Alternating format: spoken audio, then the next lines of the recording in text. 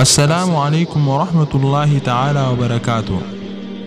قربان كن فوقي يوهين قمو قبان خيسة جراتا هجين أبا إسا مادنالي زكايا في لقاه دوب بريدان غغورو توري. قربان كن هريوت إسا هدو تكا خبجا هوري أبا إسا خناس إسان الرائف دوبا هنقايدو حكس مهريون إسا خنيس هدو تكا إسا خبجان وسمحالا خنا رجرو جيا مراسة بودا أبان إسا إرادوه. eega abbaan isaa kun irraa du'e maatiin isaanii kun guutumatti miskiinawan.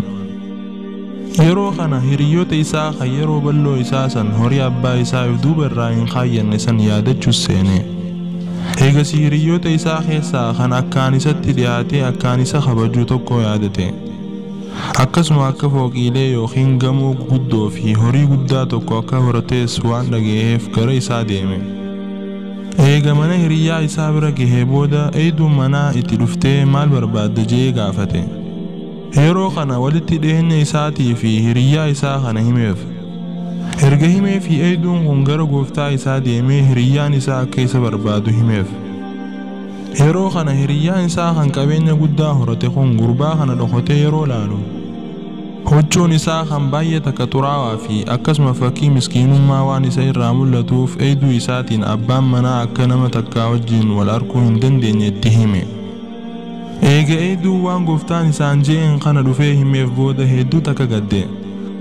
Sababaa hiriyaan isaa kun yeroo balloo wajjin turan san hunda irraanfatee dirreetti isa hambiseef jecha. Yeroo kana haala arriitti dhaga'amuun gara mana isaa deeme. Yeroo mana isaa bira gahu nama sadii kan nama barbaaduun isaanii fuularraa mul'atu arkee itti dhiyaatee maal akka barbaadan gaafate. Yeroo kana nama abaluu ja'amu ni beeytaa ja'aniin. Inninis inni abbaa kiyya garuu waggoota muraasa dura du'e. Yeroo kana du'a isaatiif gadda isaanii ibsanii kiisha ziqee qabu tokko kannanii fi akkana ja'aniin. Abbaan kee nama gaarii ture. Akkuma daldalaaf nu bira dhufeetti ziqee kana amaanaa jee nu bira dhiisee kute. Yeroo kana waan ijaan argu kana amanuu dadhabee eegasii akkana ifiin jechaa isaan biraa deeme. Mee ziqee kana eenyutu narraa bita warri biyya kanaa guututti miskiina.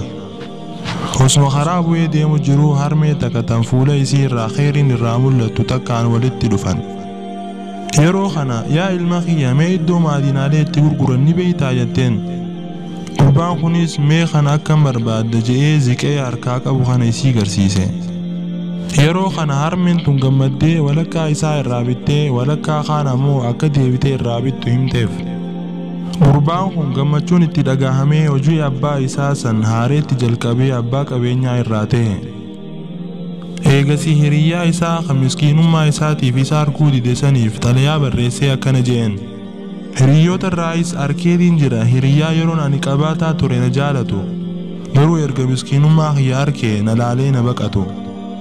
Xalayaan tun erga hiriyyaa isaa bira geessee booda hiriyyaan isaa kun dubbisee akkana je'ee deebiseef.